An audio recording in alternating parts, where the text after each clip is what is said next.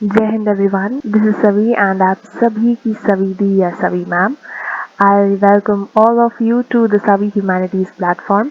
तुम लोगों का जैसे एग्जाम स्टार्ट हो रहे हैं या होने वाले हैं, कुछ दिनों में है राइट, तो तुम लोग बिल्कुल सही जगह पे आए हो। साइकोलॉजी के प्रिपरेशन के लिए मुझे बहुत सारे मैसेजेस आ रहे थे, कमेंट्स आ रहे थे कि मैम हम लोग का एग्जाम है, कैसे प्रिपेयर करें, क्या करें। तो सबसे पहले मैं एक बताती हूँ कि तुम्हें करना क्या है, ठीक है, क्योंकि अगर तुम्हारा एग्जाम कल है या कुछ दिनों बाद है तो this tip is gonna help you a lot, ठीक है। तो सबसे पहले तुम्हें क्या करना है ना, कि अगर तुम्हारा एग्जाम कल से है या फिर कुछ दिनों बाद से है, तो सबसे इम्पोर्टेंट क्या होता है ना, हम लोग बहुत ज़्यादा कंफ्यूज हो जाते हैं कि क्या करें क्या छोड़ दें, है ना। तो मैं ये कहूँगी ना कि सबसे पहले तो मैराथन लेक्चर्स को एकदम मत छोड़ो, ठीक है, उससे कोशिश करो कि कम्प्लीटली अच्छे से देख लो। ओके। एंड जब देखने बैठो ना, तो कोशिश करो कि अपने साथ एक नोटबुक और पेन लेकर बैठो। जो जो इम्पोर्टेंट पॉइंट्स मैं बोल रही हूँ या जो जो तुम्हें समझ में आता जा रहा है वो अपने ओन वर्ड्स में लिखते जाओ। That is going to help you a lot, I can से।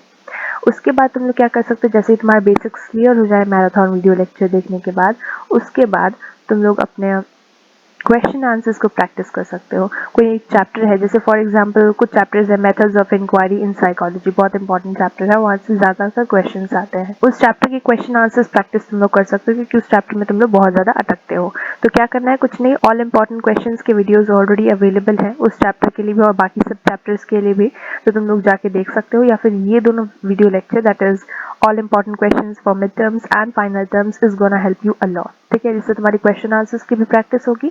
और ये मेरा खुद का क्वेश्चन पेपर है जो मैंने संभाल के रखा था, तो तुम्हें पता चलेगा कि आंसर राइटिंग कैसे करते हैं, क्वेश्चन पेपर कैसे सॉल्व करते हैं, क्या करना है क्या नहीं करना है, dos and don'ts, right, everything you are going to get from here. Okay, so हम लोग स्टार्ट करेंगे with the solving of question paper, starting from section A. सबसे पहले हम लोगों का 16 एमसीक्यूज होगा, फिर हमारे 2 marks question, 3 marks question, 4 marks और 6 मार्क्स क्वेश्चन होंगे। तो सबसे पहला मेरा सजेशन होगा ना कि क्वेश्चन पेपर को सॉल्व करो तो सेक्शन ही पहले करो, क्योंकि एमसीक्यू सबसे ज़्यादा आसान होते हैं एंड यहाँ के मार्क्स हम लोग गवा नहीं सकते, right, it is very important.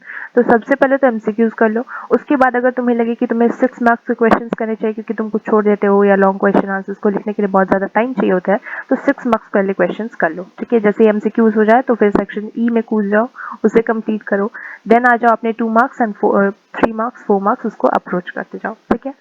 तो इसी वे में हम लोग कंप्लीट करेंगे। ओके, सेक्शन ए से स्टार्ट करते हैं। क्वेश्चन नंबर 1 क्या पूछ रहा है कि इनमें से कौन सा टेस्ट है जिसमें टाइम लिमिट लगता है। Option number 1 speed test, option number 2 power test, option number 3 verbal test या option number D performance test. अब इसमें से कौन सा राइट ऑप्शन है, you have to guess in your mind and yes the right answer is speed test, ठीक है। हम लोग सॉल्व करते हुए चल रहे हैं, तुम लोग पेंसिल पेन कॉपी जो भी है लेकर बैठो एंड सॉल्व करते जाओ मेरे साथ। ओके, so question number 2 क्या पूछ रहा है, dash is the variable which is manipulated or altered or its strengths varied by the researcher in the experiment। अब इसका आंसर तुम लोगों ने, मैंने पोल कराया था, तुम लोगों ने कम्युनिटी पे, मैंने देखा था कम्युनिटी पे तुम लोगों ने गलत आंसर दिया था। तो यहाँ पे तुम्हें डाउट है इतना तो समझ में आ रहा है, बट कुछ होशियार स्टूडेंट्स हैं जिन्हें पता है कि राइट आंसर क्या है। तो चलो राइट आंसर को डिस्कस करते हैं। The right answer is individual, sorry, the right answer is independent variable. Okay, independent variable क्यों आंसर राइट है और डिपेंडेंट वेरिएबल क्या होता है, इसमें तुम लोगों को कंफ्यूजन है, तो let me clear that confusion. Independent variable वो वेरिएबल होता है जिसको हम लोग कंट्रोल कर सकते हैं, और डिपेंडेंट वेरिएबल वो होता है जो डिपेंडेंट होता है इंडिपेंडेंट वेरिएबल पे। अब इसका एग्जाम्पल सुनो। चलो अभी कुछ टाइम के लिए हम लोग साइकोलॉजिस्ट बन जाते हैं एंड या फिर रिसर्चर बन जाते हैं, एंड हम लोग रिसर्च कर रहे हैं कि स्टडी का टाइम, मतलब मैं कितना ज्यादा पढ़ती हूँ, स्टडी टाइम डिसाइड करता है हमारा स्कूल का performance. Okay, this is the topic जिसपे हम लोग रिसर्च करेंगे। सो स्टडी का जो टाइम होगा, the duration of time will decide my performance level, right. So duration of time is going to be independent variable, जिसको मैं चेंज कर सकती हूँ, मेरे हाथ में है कि मैं कितने घंटे पढ़ूंगी, ठीक है।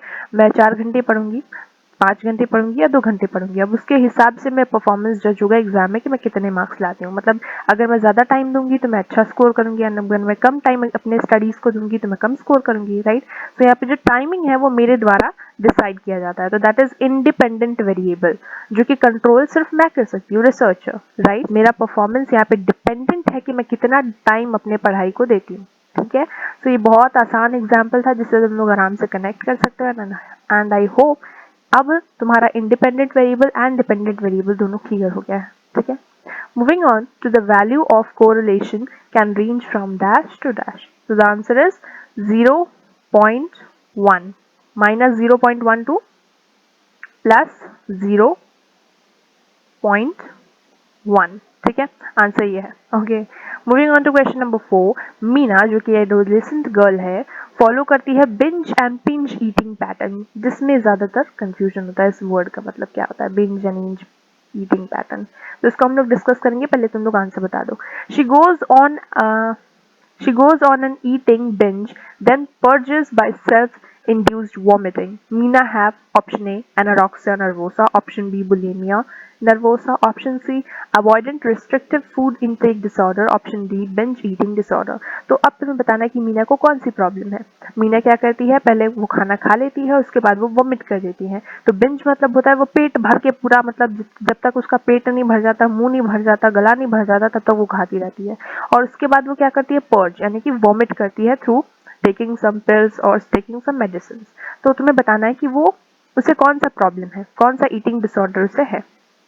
And the right answer is bulimia nervosa. Bulimia nervosa में क्या होता है कि हम लोग बहुत ज्यादा खा लेते हैं, उसके बाद फिर वॉमिट करने लग जाते हैं, ठीक है। नॉर्मल पर्सन ऐसा नहीं करते हैं। जिनको प्रॉब्लम होती है, जिनको ईटिंग डिसऑर्डर्स होती है, जनरली ये एडोलेसेंस में पाए जाते हैं इस टाइप के प्रॉब्लम्स, तो उन्हें इस टाइप की प्रॉब्लम होती है। एनोरेक्सिया नर्वोसा में क्या होता है ना कि हम लोग क्या करते हैं कि हमें डर होता है कि हम ज़्यादा खा लेंगे तो हम मोटे हो जाएंगे, इसीलिए हम क्या करते हैं, हम खाना ही नहीं खाते हैं, मतलब बहुत टाइम तक, बहुत दिनों तक हम बिना मतलब खाना खाए ही रह लेते हैं, या डाइट बहुत ज़्यादा स्ट्रिक्ट कर लेते हैं, ठीक है, जिससे हमें प्रॉब्लम हो जाती है, हम स्टार्व करते हैं टू डेथ, ऐसा ऐसा समझ लो। बिंज ईटिंग में क्या होता है, बिंज ईटिंग में जस्ट हम लोग बहुत ज़्यादा मतलब हद से ज़्यादा खा लेते हैं, ठीक है, that is your binge eating. तो यहाँ पे भी डाउट होता है होगा तो तुम लोग आपका क्लियर हो जाएगा। Next is who introduce the concept and various stages of moral development in childhood stage, and the right answer of this question is Lawrence Kohlberg. Moving on to question number 6.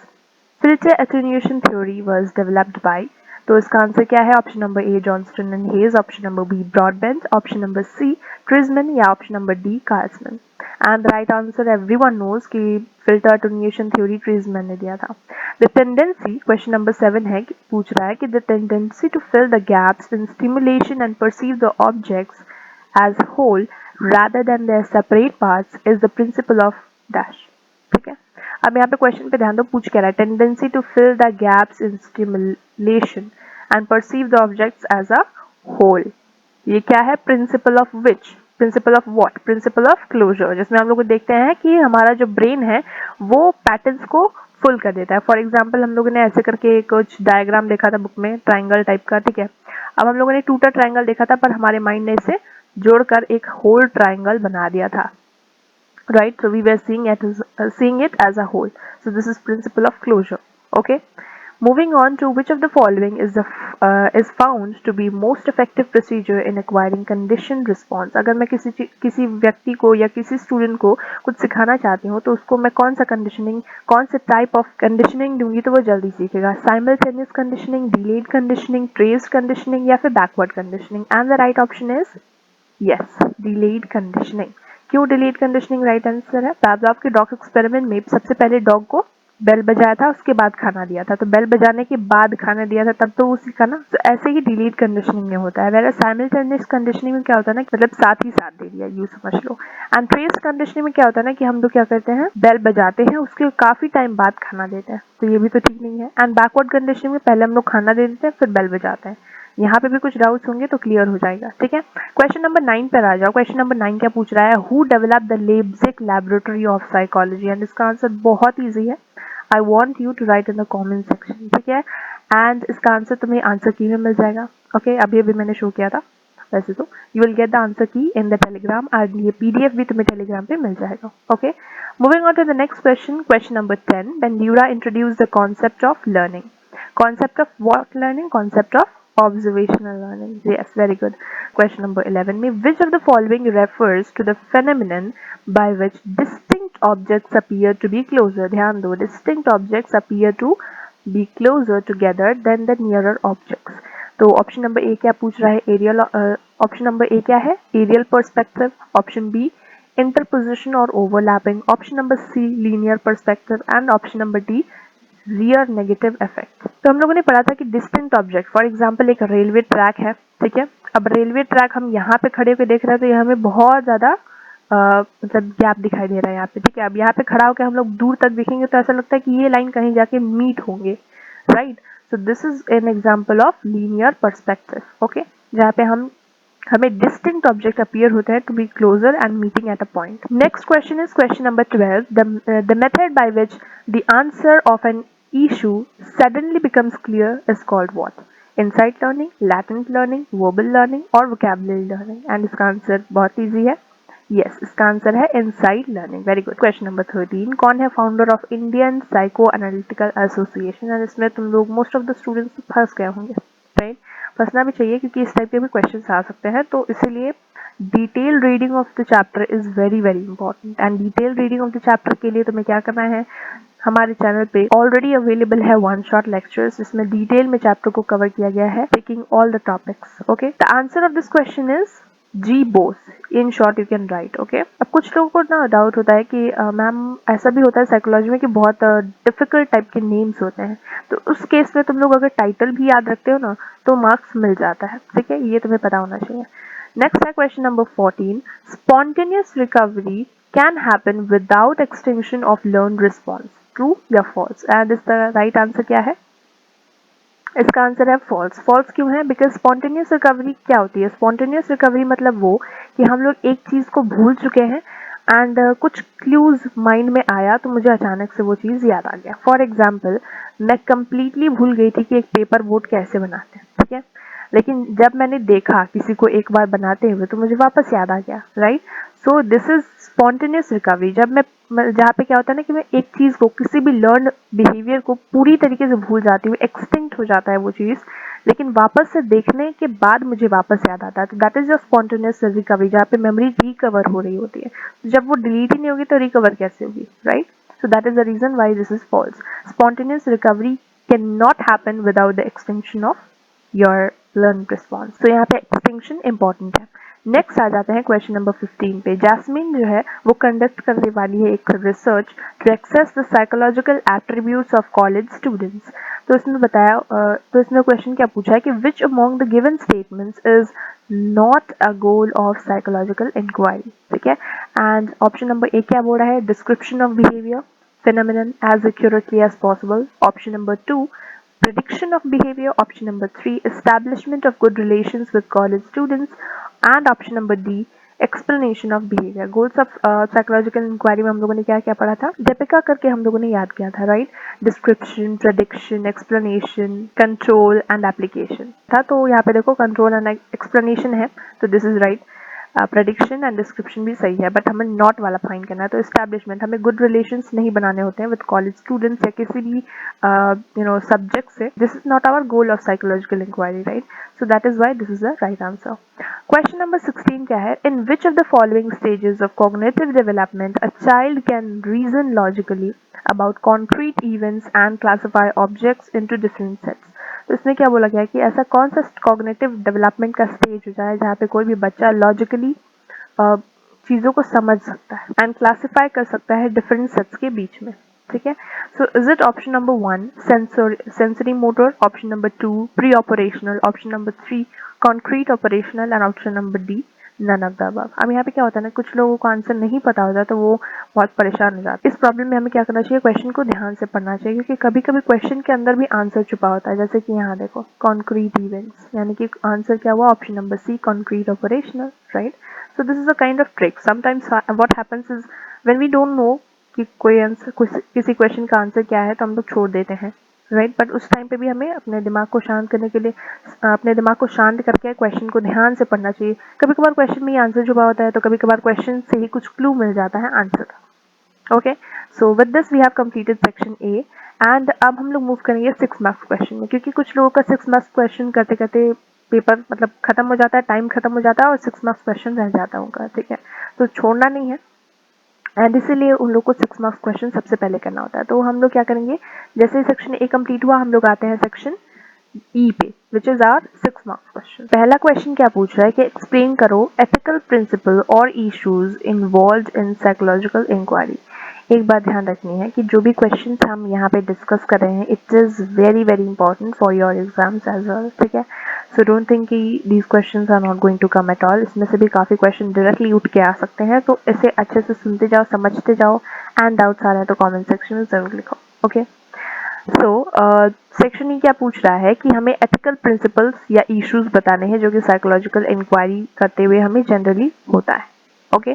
So let's discuss the answer. इसका answer तुम्हें कैसे लिखना है? सबसे पहले होगा तुम्हारे answer में एक इंट्रोडक्शन, एक कंक्लूजन और एक मेन बॉडी जो कि होगी मेन क्वेश्चंस का आंसर दे रही होगी, ठीक है।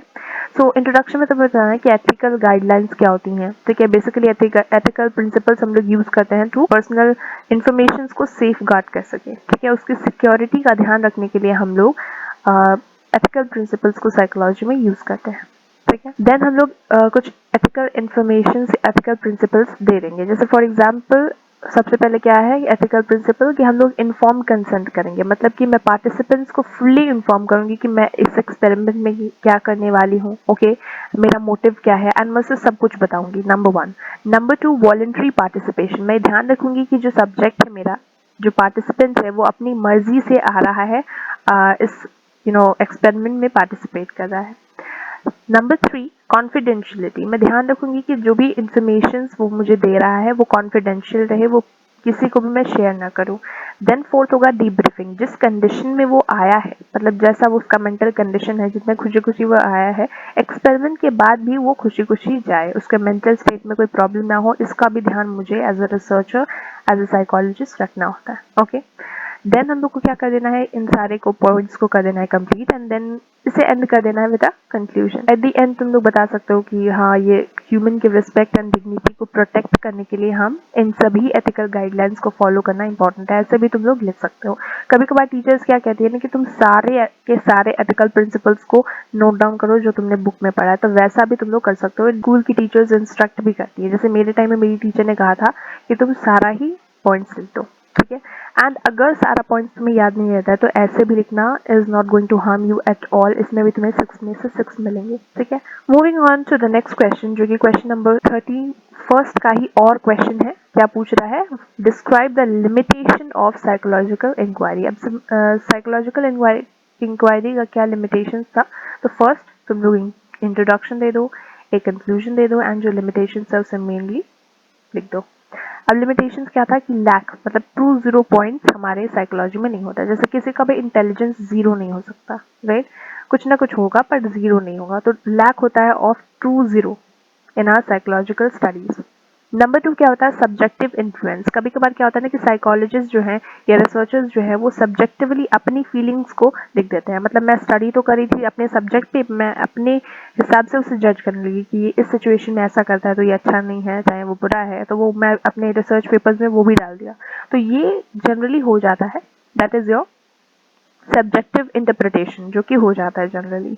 एंड एक हो जाता है हमसे या साइकोलॉजिस्ट से during research is lack of objective measurement. जैसे कि साइकोलॉजी वेस्टर्न डिसिप्लिन से आया हुआ है, तो हम लोग वेस्ट की बहुत से इंस्ट्रूमेंट्स एंड कंडीशंस को यूज करते हैं, बट डिफरेंट डिफरेंट कंट्रीज में different different tools methods use होते हैं for treating the different kind of patients, right.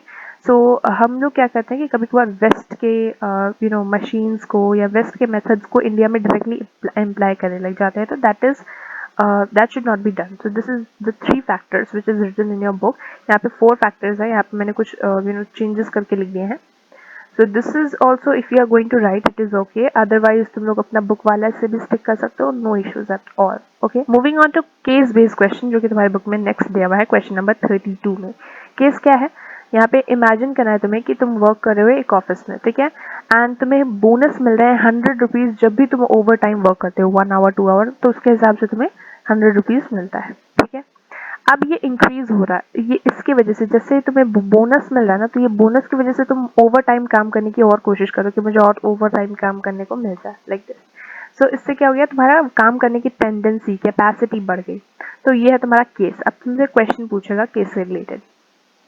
Question number 1 क्या पूछ रहा है?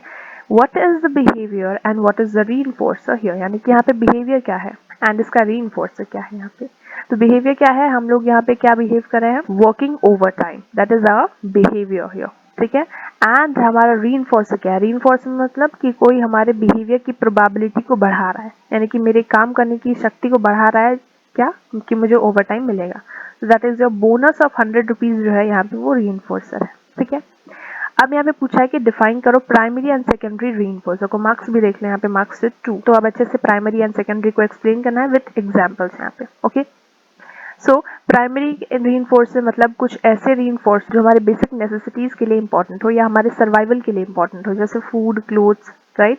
सो shelter, all these things are primary, जो हमारे सबसे इंपॉर्टेंट एंड रिक्वायर्ड है, ठीक है। वेराज सेकेंडरी रीइंफोर्सेस वो रीइंफोर्सेस होते हैं जो हमारे बाद में आते हैं, जब हम सोसाइटी में इंटरेक्ट करते हैं तो वो हमारे अंदर डेवलप हो जाती है। For example good marks, grades, money, ये सारे हमारे सेकेंडरी रीइंफोर्सेस होते हैं। तो अब यहाँ पे क्वेश्चन क्या पूछा है उसी पे बेस की बताओ कौन सा टाइप ऑफ रीइंफोर्सर यहाँ पे दिख रहा है तुम्हें, प्राइमरी या सेकेंडरी। इसमें किसमें मतलब 100 रुपीज में, तो 100 रुपीज क्या है? Of course it is your secondary reinforcement. क्यों? बिकॉज मनी क्या है? ये हमारी प्राइमरी नीड नहीं, ये हमारी सेकेंडरी नीड है। और primary need is food, clothes and shelter, okay. जिसके बिना हम सर्वाइव भी नहीं कर सकते। वेरा सेकेंडरी इज जिसके बिना हम सर्वाइव कर सकते हैं, बट हमारे टाइम के साथ साथ ये हमारे अंदर सोसाइटी के इंटरेक्शंस के साथ साथ ये हमारे अंदर डेवलप हो जाती है। नेक्स्ट क्वेश्चन क्या पूछ रहा है? Is the reinforcement schedule here is continuous or intermittent? Explain. अब यहाँ पे जो रीइंफोर्समेंट दिख रहा है, क्या ये कंटिन्यूस है या फिर क्या ये इंटरमिटेंट है? तो डेफिनेटली तुम लोग देख रहे हो यहाँ पे कि जब जब मैं ओवर टाइम काम कर रही हूँ तब तक मुझे पे किया जा रहा है, तो that is your continuous reinforcement, ठीक है। अब एक्सप्लेन कर दो कि क्यों है कंटिन्यूस। तो एक्सप्लेन कैसे करना है तुम्हें समझ में आ गया होगा, बिकॉज मैंने तो तुम्हें एक्सप्लेन कर दिया। नेक्स्ट हमारा 6 मार्क्स क्वेश्चन कंप्लीट हो रहा है, एंड जैसे मैंने बताया यहाँ पे आंसर सारे के सारे की आंसर की में लिखा हुआ है। You can get this answer की इन द टेलीग्राम चैनल, जिसका लिंक डिस्क्रिप्शन में दिया हुआ है एंड हमारे चैनल के मेन पेज पे भी दिया हुआ है, ओके। तो जाके वहाँ से ज्वाइन कर लो टेलीग्राम को, एंड वहाँ पे सारे अपडेट, सारे पीडीएफ में मिल जाएंगे, okay. Okay, moving on to section B which is of 2 marks question, ठीक है। तो 2 मार्क्स क्वेश्चन को अब देख लेते हैं कैसे क्या क्या क्वेश्चन है, कैसे कैसे उसके आंसर लिखने हैं। क्वेश्चन नंबर 17 क्या पूछ रहा है? Give an example of physiological data and another of psychological information in psychological inquiry. हम लोगों ने डेटा पढ़ा था, डेटा के अंदर कुछ डेटा के टाइप्स पढ़े थे, तो उसी के अंदर आता है हमारा फिजियोलॉजिकल एंड साइकोलॉजिकल इंफॉर्मेशन। तो फिजियोलॉजिकल डेटा मतलब वो डेटा जो हमारे फिजियोलॉजिकल डेटा मतलब वो डेटा जो हमारे फिजियोलॉजी से या हमारे फिजिक से रिलेटेड होता है। For example body weight, right, body height, right, heart rate, all these are your example of physiological data. Whereas psychological information की example की बात करें तो it can be your intelligence, it can be your aptitude, right? So this can be your answer. अब answer लिखा कहाँ हुआ है? यहाँ पे लिखा हुआ है height, weight and measurement of a person is an example of physiological data, and psychological information का example दिया हुआ है intelligence and aptitude of a person. Okay, so this is done. Question number 18 की बात करें तो मेनार्क क्या होता है एंड कौन से स्टेज ऑफ डेवलपमेंट में ये जनरली टेक प्लेस करता है। एंड इसका आंसर अगर तुम लोग लिख रहे हो तो लिखते जाओ, एंड इसके बाद फिर डेफिनेशन और आंसर को सुनते भी जाओ जो राइट आंसर है एंड उसका राइट आंसर होने का क्या रीजन है, ओके। तो देखो मेनार्क मतलब क्या होता है कि it is one set of puberty में हम लोग को देखने को मिलता है, एंड जनरली ये मेंस्ट्रुएशन होता है in girls, first occurrence of menstruation. Then इससे क्या होता है ना, मैच्योर हो रहे होते हैं, रिप्रोडक्टिव मैच्योरिटी आने लग जाती है फीमेल्स में। देन स्टेज ऑफ डेवलपमेंट, कौन से स्टेज ऑफ डेवलपमेंट में? तो एडोलेसेंस में जनरली देखने को मिलता है। नेक्स्ट आ जाए हमारे नेक्स्ट क्वेश्चन है which is question number 19। Distinguish करो between figure and the ground. मैंने बोला था ना फिगर एंड ग्राउंड बहुत इंपॉर्टेंट है, देखो अभी क्या। उसके बाद प्रिंसिपल ऑफ प्रॉक्सिमिटी को समझाओ विद सिंपल डायग्राम। सो देखते हैं क्या आंसर है। फिगर ग्राउंड कैसे डिस्टिंग्विश है? फिगर जो है वो मेन फोकस होता है, वाइल ग्राउंड जो है वो सराउंडिंग एरिया होता है। जैसे फॉर एग्जांपल कि एक ट्री है, ठीक है, मैंने एक पेपर पे ट्री बनाया तो तुम्हारा ध्यान ट्री पर जाएगा, that which is your figure. तुम्हारे पेपर पे ध्यान नहीं जाएगा जो कि एक बैकग्राउंड है, right. So main focus of attention है तुम्हारा ट्री, एंड जो सराउंडिंग एरिया है वो तुम्हारा हो गया paper. So that is your first point. Second point है प्रिंसिपल ऑफ प्रॉक्सिमिटी। क्या होता है प्रिंसिपल ऑफ प्रॉक्सिमिटी? मतलब कि जो ऑब्जेक्ट्स क्लोज सामने आसपास खड़े हुए दिखते हैं उन्हें तुम क्या परसीव करते हो? एज अ ग्रुप, ठीक है। इसका रियल एग्जांपल से कनेक्ट कर सकते हैं, जैसे कि दो लोग अगर सामने दिखाई दे रहे हो तो ऐसा लगता है कि वो दोस्त हैं या फिर वो बात कर रहे हैं। समटाइम्स हम लोग को लगता है कि दो लोग साथ में हैं तो might be they are talking, but ऐसा नहीं होता है। Might be they are in group, हम लोग ऐसा परसीव करते हैं, but they are not, right. So this is your principle of proximity. ये एक नॉर्मली एक बना रखा है डायग्राम जिसको हम लोग परसीव करेंगे इस तरीके से, हमारा ब्रेन कुछ इस तरीके से इसे परसीव कर रहा होता है। तो that is your principle of proximity. Okay, moving on to the next question, which is क्या पूछा गया है, divided attention किसे कहते हैं and इसके कुछ एग्जाम्पल को एक्सप्लेन करो। सो डिवाइडेड अटेंशन मतलब हम लोगों ने ऑलरेडी पढ़ रखा है। डिवाइडेड अटेंशन मतलब कि हम अपने अटेंशन को 2 भागों में या 3 भागों में डिवाइड करते हैं। इसे हम लोग ऑल्सो कहते हैं मल्टीटास्किंग। ठीक है, मल्टीटास्किंग मतलब कोई एक इंसान एक ही बार में बहुत सारे काम कर सकता है। तो that is your divided attention का ही एक दूसरा नाम। ठीक है, सो इसमें क्या करते हैं हम लोग कि एक साथ दूसरे काम करते हैं। फॉर एग्जाम्पल मैं लिख रही हूँ और साथ में कुछ म्यूजिक भी सुन रही हूँ, right. So this is your divided attention. Question number 20, what is appetitive and aversive stimuli.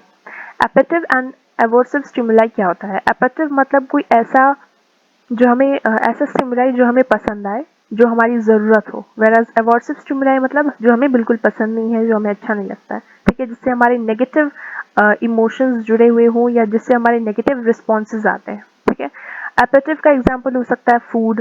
ठीक है, और समथिंग विच वी लाइक जैसे कि cake in the dog experiment, in the rat experiment, right. Then aversive stimuli मतलब कि जो हमारे performance को, हमारे रिस्पॉन्सेज को या हमें एज अ होल पसंद नहीं आता है। For example it can be a shock which you are giving to the dog or rat, right, while doing experiments, so that can be aversive, जहाँ पे escape response जनरली देखने को मिलता है। whereas appetitive में हमें required response देखने को मिलता है। नेक्स्ट क्वेश्चन, अगर तुम्हें ये नहीं आता तो तुम ये कर सकते हो और में होता है। ठीक है, सो इफ 20 अगर तुम्हें नहीं आता तो तुम लोग 21 को 20 का फर्स्ट वाला क्वेश्चन नहीं आता तो 20 का सेकंड वाला और के नीचे वाला क्वेश्चन तुम लोग अटेम्प्ट कर सकते हो। सो यहाँ पे क्या लिखा हुआ है और का question, what is health psychology and social psychology. Health psychology क्या होता है, सोशल साइकोलॉजी क्या होता है। सो इसका आंसर तुम लोग देख सकते हो यहाँ पे किस तरीके से लिखा जा रहा है आंसर्स का।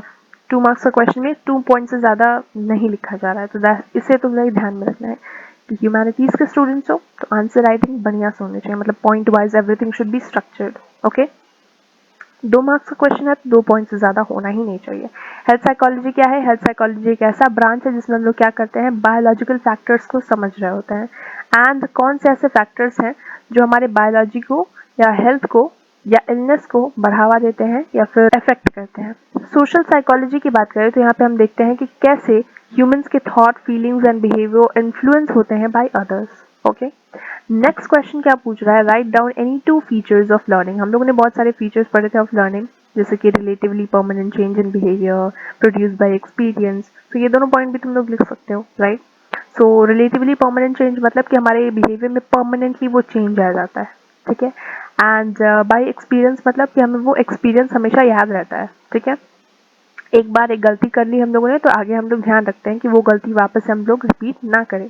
तो हमारे एक्सपीरियंस आ जाता है जो हमें बताता है कि आगे हमें क्या करना है क्या नहीं करना है। इसको समझाने के लिए, इस पॉइंट को समझाने के लिए मैंने मैच बॉक्स का एग्जांपल लिया था, if you can remember. So with this we have completed 2 marks question. Moving on to section C which is 3 marks question. 3 marks question के लिए अब हम लोग 3 पॉइंट्स लिखेंगे। ओके, सो डिस्कस करो नेचुरलिस्टिक एंड कंट्रोल्ड ऑब्जर्वेशन को in psychological inquiry. देख रहे हो तुम लोग साइकोलॉजिकल इंक्वायरी से कितने क्वेश्चन आ रहे हैं। So that is the reason why मैं बोल रही हूँ बार बार कि ये चैप्टर इंपॉर्टेंट है, इसको तो एकदम मत छोड़ना। ओके, अब नेचुरलिस्टिक ऑब्जर्वेशन में हम लोग क्या करते हैं कि नेचुरल सेटिंग में जाके किसी भी बिहेवियर को पढ़ रहे होते हैं, वाइल कंट्रोल ऑब्जर्वेशन में हम लोग क्या कर रहे होते हैं कि हम कंट्रोल सेटिंग में उसे किसी भी बिहेवियर को पढ़ रहे होते हैं। Control setting in the sense experiment lab में या फिर डमी क्रिएट करके। ओके, नेक्स्ट है तुम्हारा डिफाइन डेवलपमेंट। डेवलपमेंट को डिफाइन करो। तो डेवलपमेंट क्या होता है, the answer which you can right of development is this one.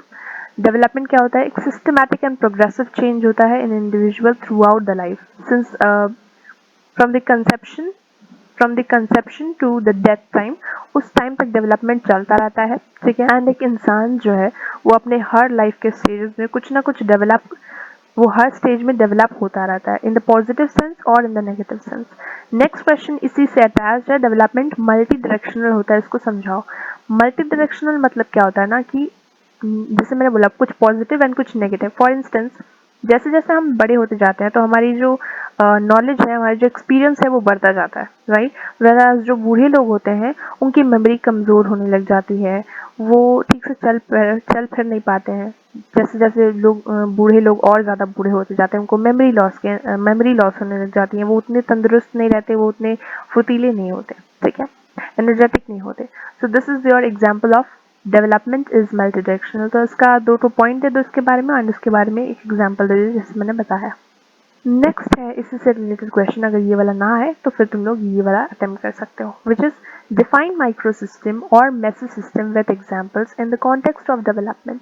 Microsystem and mesosystem क्या होता है? तो माइक्रोसिस्टम इज ऑल अबाउट जिस एनवायरनमेंट में हम लोग डायरेक्टली इंटरेक्ट करते हैं अपने पेरेंट्स से, अपने फैमिली से, अपने फ्रेंड्स से, right? So this is your microsystem, this is your microsystem. Whereas mesosystem में क्या होता है ना कि मेसोसिस्टम मतलब इंटरेक्शन, जब हमारे इंटरेक्ट होता है फैमिली के बीच में और स्कूल के बीच में। इसका बेस्ट एग्जांपल है जब हमारे पेरेंट्स अटेंड करते हैं टीचर्स मीटिंग, तो डिस्कस करते हैं चाइल्ड के प्रोग्रेस के बारे में। So that can be an example of mesosystem, जहाँ पे माइक्रोसिस्टम एंड स्कूल का जो इन्वायरमेंट है, स्कूल के जो टीचर्स हैं वो इंटरैक्ट कर रहे हैं। सो यहाँ पे क्या होता है, इंटरैक्शंस होते हैं between microsystem and home and school, we can say in the sense. Okay, question number 24 पे मूव करते हैं।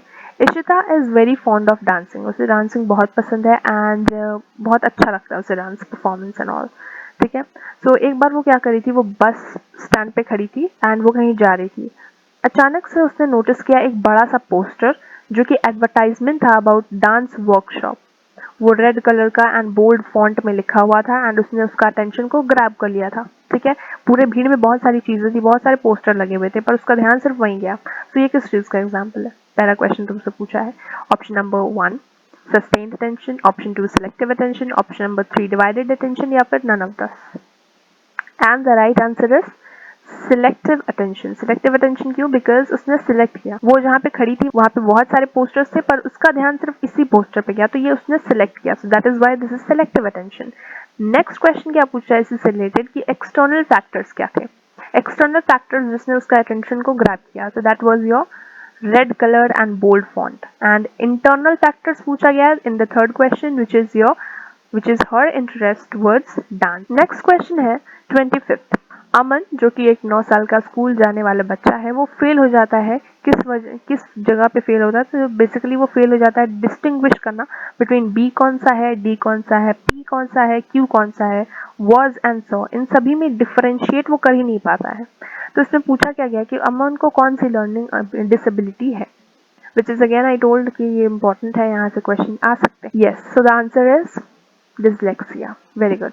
सो अब तुम्हें बताना है कि दो सिम्टम्स क्या है डिसलेक्सिया के। Okay, so state two symptoms or to identify students with learning disabilities। तो इसके दो ठो सिम्टम्स बताने तुम्हें। तो लर्निंग डिसेबिलिटीज जिसको भी होता है तो उसके कुछ 2 सिम्टम्स हैं, वो तुम्हें बताना है यहाँ पे। सो यू कैन से कि उसे उसके रिलेशनशिप्स उसके फैमिली और स्कूल फ्रेंड्स के साथ अच्छे नहीं होते, नंबर 1। नंबर 2, वो इंस्ट्रक्शंस को फॉलो नहीं कर पाता। ये दोनों सिम्टम्स भी तुम लोग दे सकते हो, ठीक है। मोटर स्किल्स भी उसका अच्छा नहीं होता, राइट और रॉन्ग को भी समझ नहीं पाता, लेफ्ट और राइट को भी समझ नहीं पाता, डायरेक्शन टाइम इसका सेंस नहीं होता, right. So this also you can right. Section D का पहला क्वेश्चन क्या पूछ रहा है कि 26 क्या है, that is what is correlational research and explain its types. So यहाँ पे देख सकते हो आंसर कैसे तुम लोगों को लिखना है। हियर सबसे पहले कोरिलेशन के डेफिनेशन दे दिया, फिर उसके बाद फिर positive, negative and zero correlation के बारे में बता दिया, छोटा छोटा, ठीक है। एंड इफ पॉसिबल एग्जाम्पल भी दे दिया, तो तुम्हारा क्या हुआ, 4 मार्क्स यहाँ से मिल गया तुम्हें, क्योंकि ये 4 मार्क्स के क्वेश्चन है, तो 4 points will be best for you to write. Okay, next है, क्योंकि कोरिलेशनल रिसर्च को मैं बार बार बहुत बार बता चुकी हूँ, that's why I am not saying, but अगर कोई डाउट है तो still I can say. Next है what is interview method. Interview method क्या होता है ये सबको पता है, ठीक है। 1-to-1 बेसिस पे हम लोग क्वेश्चन पूछते हैं। एंड डिफरेंशिएट करो between structured and unstructured interview, ये ध्यान में रखने वाली बात है। स्ट्रक्चर्ड इंटरव्यू में क्या होता है ना बेसिकली कि हम लोग मैंने क्वेश्चन को ऑलरेडी प्रिपेयर करके रखा है कि मैं क्या क्या क्वेश्चन तुमसे पूछने वाले हैं जब तुम इंटरव्यू में आओगे, इंटरव्यू हॉल में।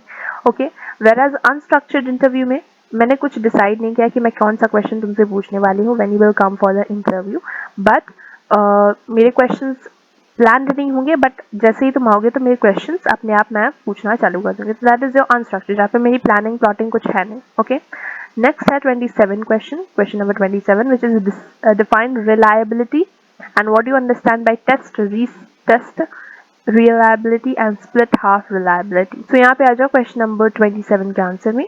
Reliability का मतलब होता है consistency of a test in measuring what it tends to measure over time. यानी कि reliability में हम लोग देखते हैं ना कि consistency of score. So यहाँ पे क्या होता है ना कि हमारी टेस्ट के consistencies होती हैं. हम लोग टेस्ट टाइम पे टेस्ट लेते रहते हैं to measure over time तुम्हारे दिमाग में, तुम्हारे फीलिंग्स में, तुम्हारे इंटेलिजेंस में क्या चेंजेस आ रहे हैं. ठीक है.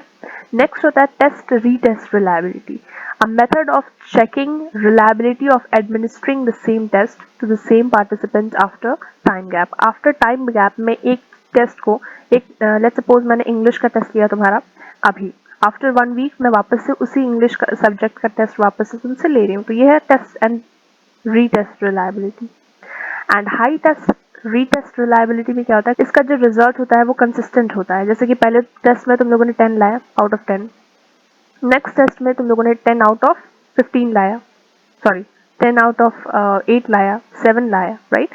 This is your high test, this is your high test retest reliability. And low test retest reliability में क्या होता है, फ्लक्चुएशन होता है. मतलब कभी तुम बहुत अच्छा ला दिए नंबर एंड कभी तुम बहुत खराब ला दिए number. That is your fluctuation of your marks. Question number 28 पे जाएं तो that is discuss with examples about two components of adolescence egocentrism given by David Elkind. David Elkind ने दिया था two types of egocentrism के बारे में उन्होंने बताया था. That is your personal fable and imaginary audience. Imaginary audience में एडोलेसेंट को लगता है कि हर टाइम से कोई ना कोई देख रहा होता है. ठीक है, कोई ना कोई उस पर नजर रखा हुआ है. एंड पर्सनल फेबल मतलब होता है कि उसे लगता है कि मैं सबसे अलग हूँ, मुझे कोई समझ नहीं सकता, this kind of thing, right. तो ऐसा था, हम लोगों ने पढ़ रखा था इसे. एंड इसको आंसर में कैसे लिखना है, हियर यू कैन सी. कैसे 4 पॉइंट्स है तो 4 पॉइंट्स में कैसे लिख सकते हैं हम लोग. पर्सनल फेबल को बता दो, एग्जाम्पल दे दो. फिर इमेजिनरी ऑडियंस को बता दो, उसका एग्जाम्पल दे दो. इंट्रोडक्शन और कंक्लूजन मस्ट होता है फॉर 4 मार्क्स एंड 6 मार्क्स.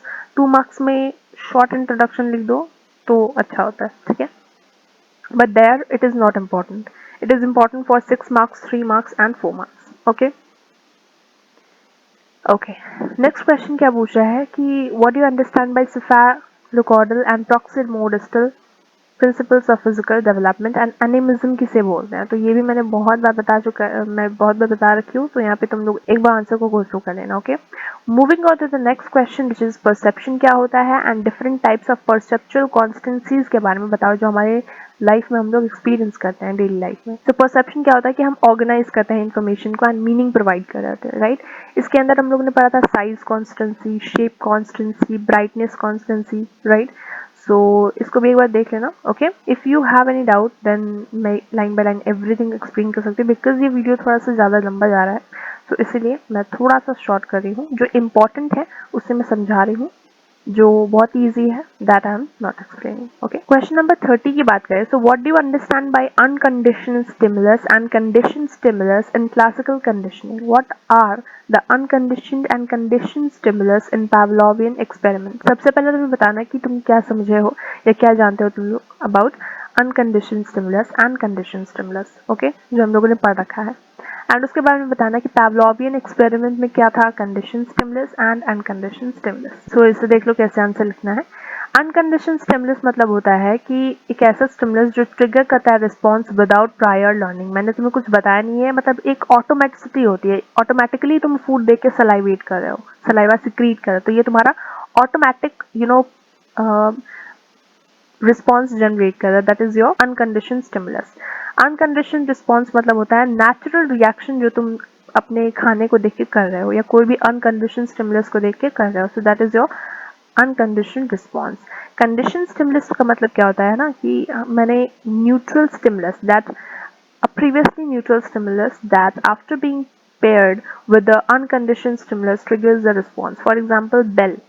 मैंने बेल को बीच में ऐड कर दिया. तो कंडीशन स्टिमुलस मतलब मैंने ऐसा कुछ ऐड किया है. न्यूट्रल स्टिमुलस को मैंने ऐड कर दिया, तो that is your condition stimulus. Condition response की बात करें तो that is your learn response. जो तुमने लर्न किया है that is your condition response. Okay, for example bell बजने के बाद तुम्हें सलाइवा सिक्रीट करना डॉग को हमने सिखाया था, right. So that is your unconditioned response. So with this we have completed the discussion. I hope तुम्हें पता चला होगा कि आंसर राइटिंग कैसे करते हैं, क्वेश्चन पेपर को सॉल्व कौन से वे में करना चाहिए, एंड और भी जो भी डाउट्स थे तुम्हारे independent variable, dependent variable and others वो इस वीडियो को देखने के बाद क्लियर हो गए होंगे। अगर कोई डाउट रह जाता है कमेंट सेक्शन में लिखो, मैं ज़रूर से आंसर दूंगी। And till then take care, मिलते हैं नेक्स्ट वीडियो में। And all the very very best to you for your examination. मिलते हैं नेक्स्ट वीडियो में, बाय।